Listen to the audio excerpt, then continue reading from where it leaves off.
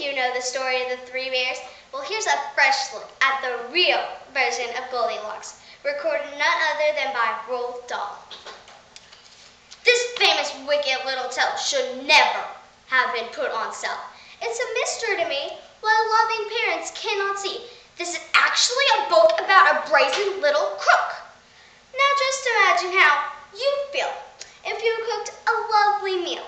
Delicious porridge steaming hot, fresh coffee in the coffee pot with maybe some toast and marmalade. The table beautifully laid. One for you, one for Dad, and one for your little lad. Then Dad cries, "Golly gosh, gee whiz, oh crips, how hot this porridge is. Let's take a walk along the street until it cools enough to eat." He adds, "An early morning stroll is good for people on the whole. It makes your appetite improve and it helps your bowels move." No proper wife would dare question such a sensible suggestion. Above all at breakfast time, when men are seldom at their prime. No sooner are you down the road than Goldilocks, that little toad, that nosy thieving little mouse, comes sneaking into your empty house. She looks round. She quickly notes 3 brimful bowls of porridge oats.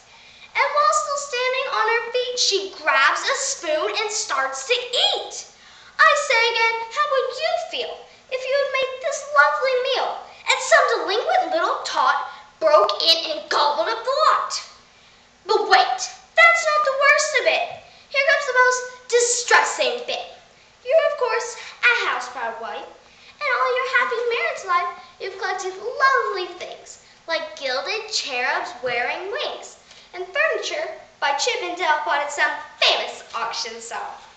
But your most special, valued treasure is a piece that gives you endless pleasure. One small children's dining chair. Elizabethan, very rare. In fact, it's a joy and pride passed down on Grandma's side. But Goldilocks, like many freaks, doesn't appreciate antiques. She doesn't care, she doesn't mind, and she plonks her fat behind in the dainty little chair, and crunch, it bursts beyond repair. "A nice girl," one at once exclaimed. "Oh dear, oh heavens, what a shame." But no, not Goldilocks. She begins to swear and bellows, "What a lousy chair," and uses one disgusting word that luckily you've never heard. I dare not write it, I wouldn't even hint it. Nobody would ever print it. You'd think by now this little skunk would have a sense to do a bunk. But no, I very much regret, she hasn't nearly finished yet.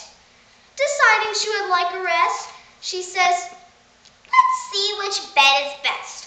Upstairs she goes, tries all 3. Here comes the next catastrophe. Most educated people would choose to rid themselves of socks and shoes before they clamber into bed. But Goldilocks doesn't give a shred. Her filthy shoes were thick with grime and mud and mush and slush and slime. Worst, upon the heel of one, was something that a dog had done. How would you feel if all this horrible slush and stink was smeared on your eiderdowns by this revolting little clown? The famous story has no clues to show the girl removed her shoes. Oh, what a tale of crime on crime. Let's check it for a second time. Crime 1, she breaks and enters someone else's place. Crime 2, she steals a bowl of porridge oats. Crime 3, she breaks a precious chair belonging to Baby Bear. Crime 4, she smears each spotless sheet with filthy messes from her feet. A judge would say, without a blink, 10 years hard labor in the clink. But in this book, as you see, little Beast gets off scot-free. While tiny children near and far shout, "Goody, goody, hooray, hooray." Poor darling Goldilocks, they say, thank goodness that she got away. Myself, I think I'd rather send young Goldilocks to a sticky end. "Oh, Daddy," cries Baby Bear, "my porridge is gone, it isn't fair." "Then go upstairs," the big bear says. "Your porridge is upon the bed, but as it's in Mademoiselle, you'll have to eat her as well."